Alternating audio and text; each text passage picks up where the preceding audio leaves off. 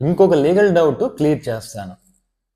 చాలా సందర్భాల్లో మీరు కోర్టు నుంచి సమన్స్ వచ్చినాయంట, లీగల్ నోటీస్ వచ్చిందంట అని వినే ఉంటారు.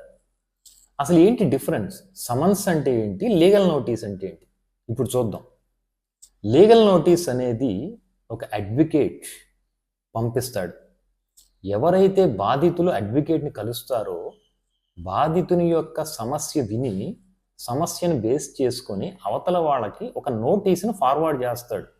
వచ్చి క్లియర్ చేసుకోండి, లేకపోతే లీగల్గా ఫైట్ చేయాల్సి వస్తుంది అని.